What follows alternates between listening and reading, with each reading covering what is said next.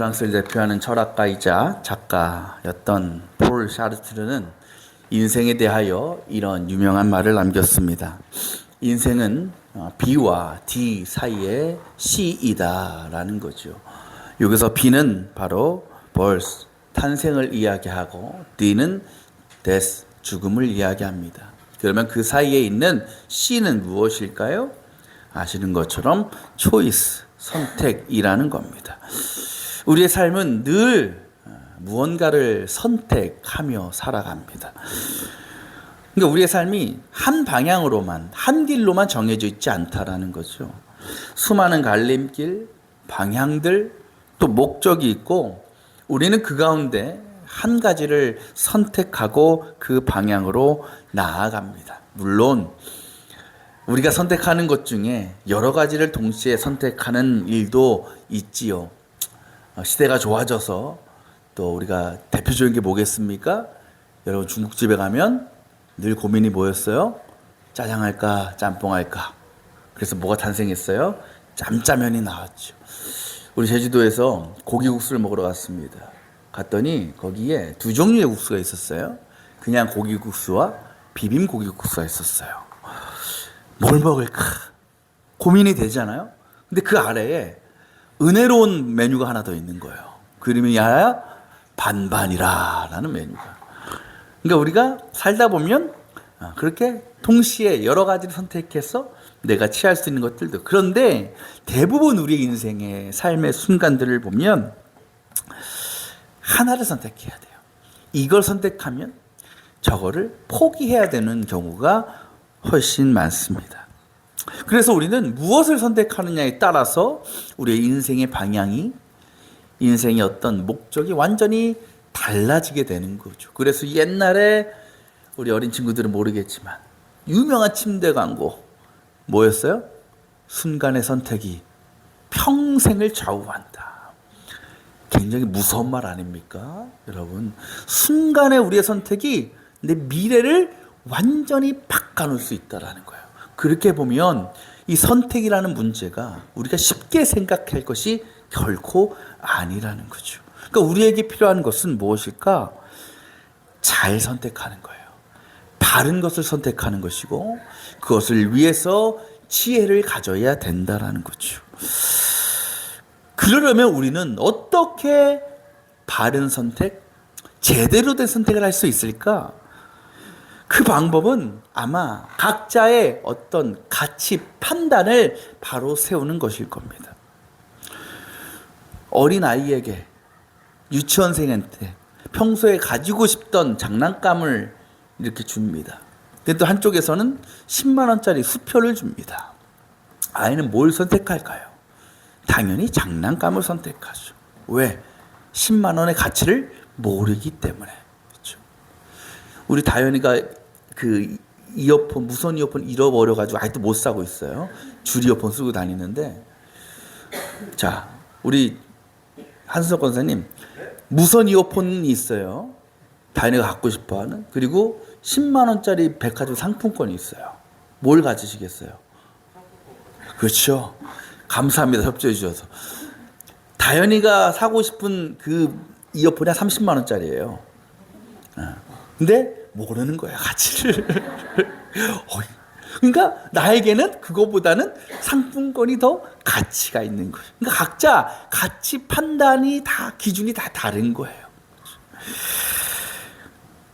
그러니까 우리가 각자가 세워놓은 그 가치의 기준에 따라서 판단하고 선택하는데 그에 따라서 그 결과도 너무나 달라질 수 있다는 거죠.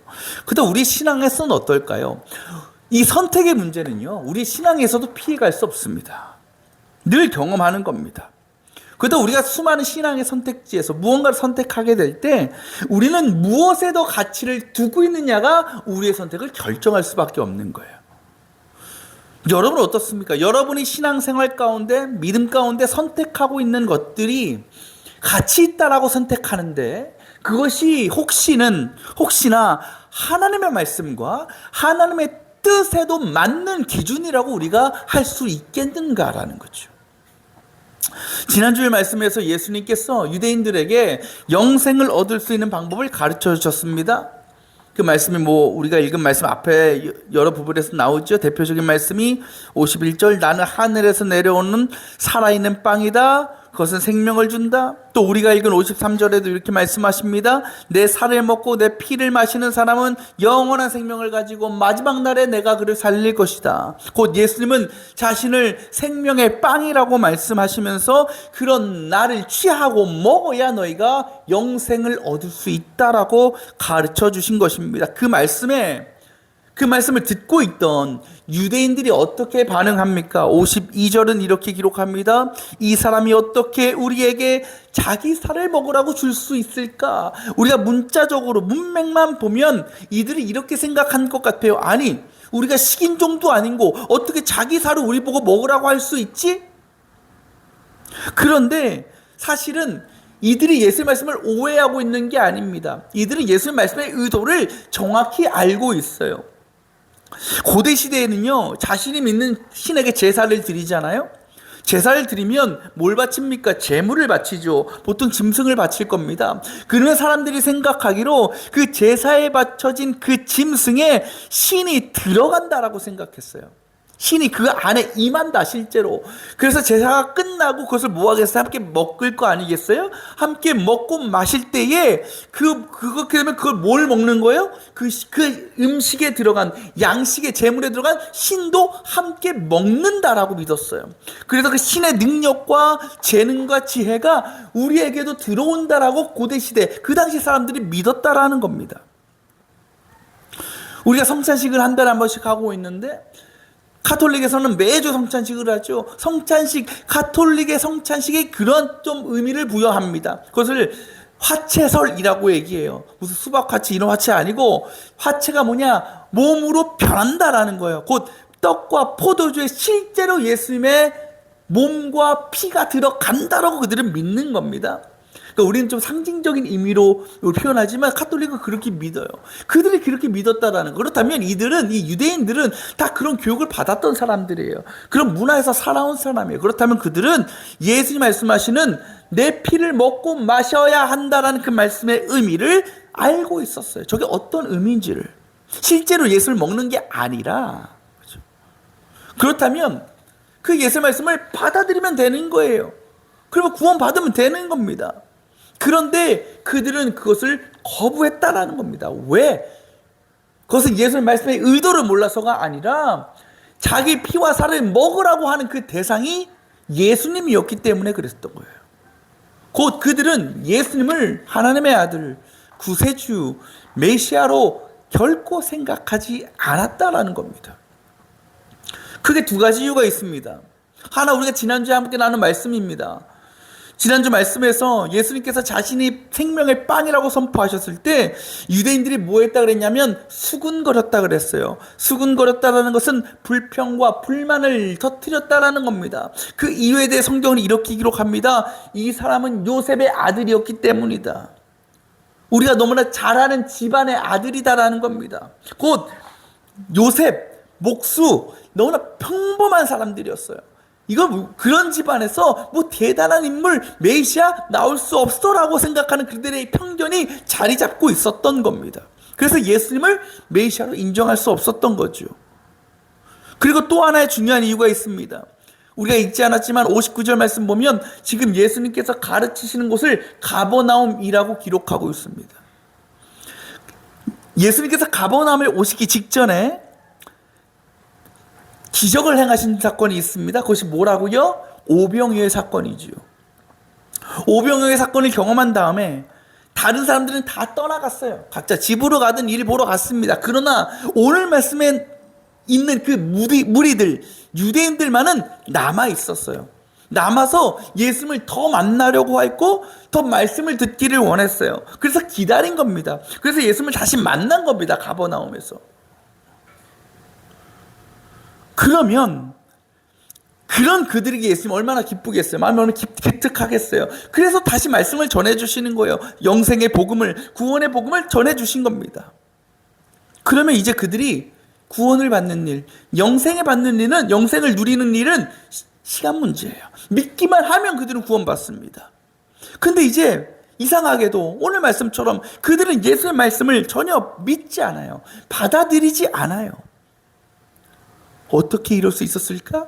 그것은 그들이 애초부터 예수를 찾아온 목적이 구원, 영생 아니었다라는 겁니다. 이들이 예수님을 찾아온 목적이 뭘까요? 왜 이들은 오병이어의 기적을 체험한 후에 또 예수님을 다시 만나고자 했을까요? 그것은요, 자신들의 인생 가운데, 앞으로의 삶 가운데 조금 전 경험한 그 오병이어의 기적의 역사가 다시 나타나기를, 새로운 오병이어의 기적의 은혜를 경험하기를 그들은 소망하고 있었다라는 겁니다. 곧 그들은요, 예수님을 어떻게 생각하느냐? 자신들을 평생 먹고 살 걱정하지 않고 늘 풍족하고 편안한 삶을 살 수 있게 만들어주시는 분, 말만 하면 모든 걸 다 채워주시는 분, 그렇게 믿고 그것만을 기대하고 예수님께 나아갔던 거라는 거죠. 그것이 그들이 생각하고 있던 예수님에 대한 가치였습니다. 그러니 예수님께서 전해주시는 영생 어쩌고저쩌고, 구원 어쩌고저쩌고 귀에 들어오겠습니까? 안 들어오는 거예요. 그리고 자신들이 기대한 것과는 전혀 다른 말씀을 하시는 예수님 받아들일 수가 없는 거죠. 물론 예수님도요, 그들이 자신을 찾아온 목적을 왜 모르셨겠습니까? 다 알고 계셨어요. 너희가 왜 그토록 나를 기다렸는지, 왜 나를 만나려고 했는지 예수님은 잘 하셨습니다. 그렇다면 예수님은 그들의 정성과 노력을 보셔서라도 그들이 원하는 것을 어느 정도 해주실 수 있지 않겠습니까? 얼마든지 그럴 능력이 있지 않겠습니까? 그런데 주님은 그렇게 하지 않으셨어요. 왜 그러셨을까? 지금 예수님은 그들에게 진짜 필요한 게 무엇인지를 정확하게 알고 계셨기 때문이죠. 그것이 뭐라고요? 빵이 아니라 영생이요, 구원이었다라는 겁니다. 예수님은 저 사람들이 단지 빵이나 포도주로 자신들의 배를 채우는 것을 원하지 않으셨습니다. 물론 그 일도 삶 가운데 중요한 문제겠지요. 그러나 그보다 더욱 중요하고 더욱 가치 있는 은혜, 곧 죽어도 죽지 않는, 영원히 마르지 않고 줄이지 않는 영혼의 양식을 허락해 주시기를 주님은 원하셨던 겁니다. 그 일을 통해서 잠깐 생겼다가 금방 사라져버리는 그런 것이 아니라 영원히 변하지 않고 살아 역사하는 진정한 기쁨과 만족을 그들의 삶 가운데 누리게 하시기를 주님은 원하셨다라는 거죠.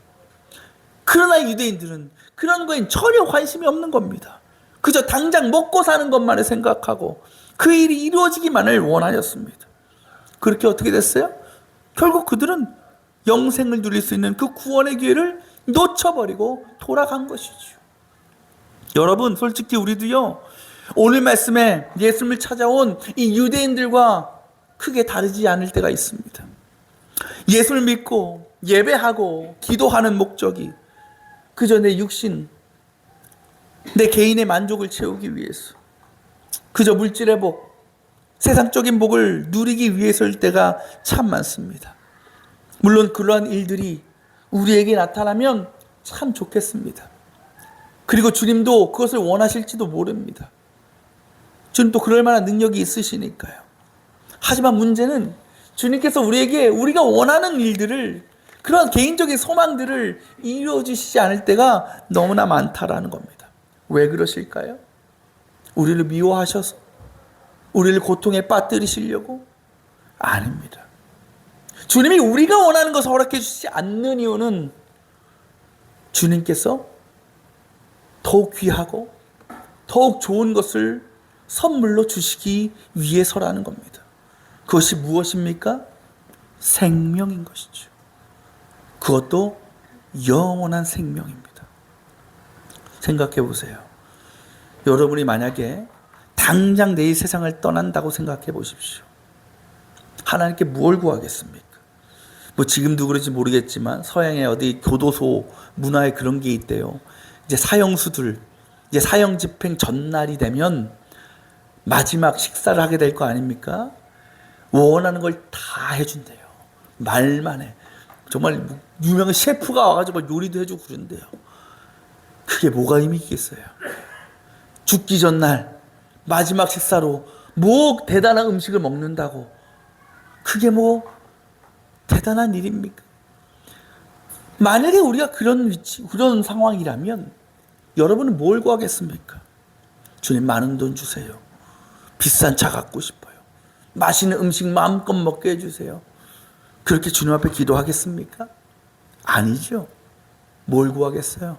주님, 단 하루만이라도 더 살게 해주십시오. 그리고 주님, 내가 이 세상을 떠나도 영원히 살 수 있는 그 영생의 은혜를 주님 주세요. 하루만이라도 더 나아가서 영원히 살 수 있는 생명과 시간을 주님 앞에 구하지 않겠습니까? 솔직히 우리가 다 그렇게 살아가고 있는 사람들입니다. 누군가 얘기했습니다. 우리는 살아가고 있는 것이 아니라 죽어가고 있다. 하나님께서 우리를 언제 부르실지 아무도 모릅니다.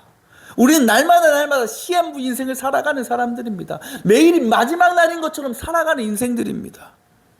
그렇게 볼 때 저와 여러분에게 가장 필요하고 가장 중요한 것이 뭐겠습니까? 생명 아니겠습니까? 다르게 표현하면 내가 당장 세상을 떠날지라도 하나님과 함께 천국에서 영원한 생명을 누리며 사는 것이 우리에게 가장 가치 있고 가장 귀하고 가장 복된 일이 아니겠습니까? 그것을 주님께서 우리에게 주시고자 하시는 겁니다. 그 은혜를 맛보게 하시려는 겁니다. 그 일을 위해서 주님은 인간의 몸으로 이 땅에 오셨고 십자가 모든 고난과 죽으심을 감당하셨고 3일 만에 부활하신 겁니다. 그런데 많은 그리스도인들이 구원과 영생의 문제에는 그리 관심이 없습니다. 여전히 예수님을 통해서 또는 나의 믿음의 행실을 통해서 인간적인 유익과 욕심을 채우고 그것만을 위해서 예배하고 기도하는 우리의 모습일 때가 얼마나 많은지 모릅니다. 그러면서 내 기도대로 응답되지 않으면 불평과 불만을 쏟아내고 주님을 의심하고 원망합니다. 예전에 친한 선배 목사님 한 분을 찾아뵀습니다. 그 목사님이 일하시는 서재에 들어가서 깜짝 놀랐어요. 서재에 책이 어마어마하게 많은 거예요. 한 1000권은 넘는 것 같아요. 너무나 책장이 뭐 10개가 넘고 책이 꽉꽉 채워져 있어요. 제가 놀라서 물어봤어요. 목사님, 책이 너무나 많습니다. 저 책 다 읽으셨어요? 그 목사님 뭐냐? 나 저기서 100분의 1도 못 읽었을걸? 내가 책 모으는 게 취미야. 그래서 그냥 모아서 꽂아놓은 거야. 아무리 훌륭하고 아무리 좋은 책들이 꽂혀 있어도 그게 그냥 꽂혀만 있으면 나와는 상관이 없어요. 아무 관련이 없는 겁니다. 그것이 나의 삶에 어떤 영향도 끼치지 못합니다. 그건 책이 아니라 장식품이죠. 그러나 그 책을 내가 꺼내서 읽게 되면 우리에게 그 책의 의미는 완전히 달라지게 되는 겁니다. 그 책만이 줄 수 있는 지혜와 깨달음을 배우게 되고 그것을 통해 우리의 삶이 새로워지고 변화될 수 있는 거죠. 때로 우리에게 예수님이 또 복음이 구원의 말씀이 그저 책장에 꽂아놓은 책들과 같을 때가 많습니다. 그냥 보고만 있는 겁니다. 꺼내 읽질 않는 겁니다. 그러니 우리 안에 주님이 들어올 수가 없고 그 주님을 만날 수도 없고 우리의 삶의 변화나 어떤 새로워짐을 경험할 수가 없는 거죠.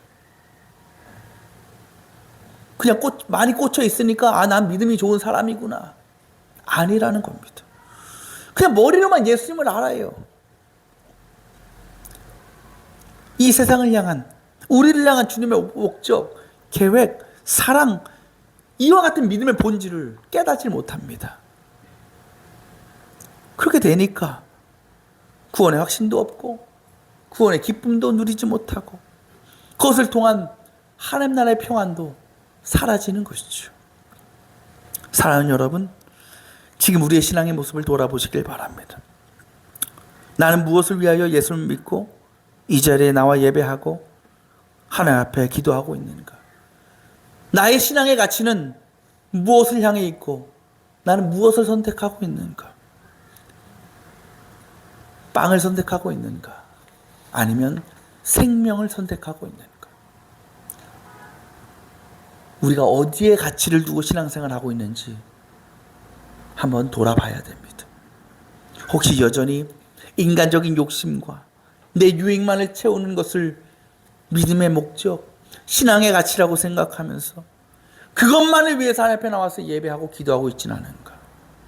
그래서 주님의 살과 주님의 피를 먹고 마심으로 구원의 영생의 기쁨을 우리가 누리지 못하고 그저 내 형편과 내 상황만을 바라보면서 불평하고 불만족하며 살아가는 불행한 인생을 우리가 살아가고 있지는 않은가라는 것이죠. 바라기는 우리 모두 성도들의 신앙과 삶이 오늘 주님께서 말씀하신 영원한 생명의 양식을 가장 귀한 가치로 믿고 택하며 그것을 마음껏 누리고 살 수 있기를 원합니다.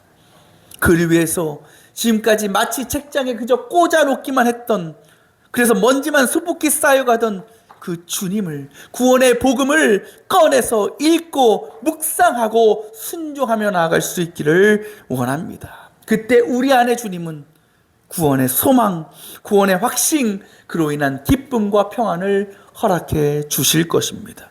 우리의 생명이 영원해지듯 그 기쁨과 평안도 영원히 사라지지 않은 것임을 우리가 깨닫게 될 줄 믿습니다. 그것이 우리를 이 세상에서의 상황과 내가 처한 현실에 지배당하지 않고 그 어떤 어려움과 고난 가운데서도 흔들리지 않으며 불평과 원망이 아니라 감사와 영광을 하나님께 돌리며 끝까지 믿음의 자리, 구원의 자리를 지켜 나가게 할 줄 믿습니다. 더 나아가 우리가 먹고 누린 그 영생의 양식을 지금도 죽음과 멸망으로 나아가고 있는 이들에게 나누고 전함을 통해서 하나님께서 이 땅을 향해 계획하신 그 놀라운 구원의 역사를 이루어가는 일에 귀하게 쓰임받는 저와 여러분 그리고 우리 머릿돌 교회가 될 수 있기를 주님의 이름으로 축원합니다.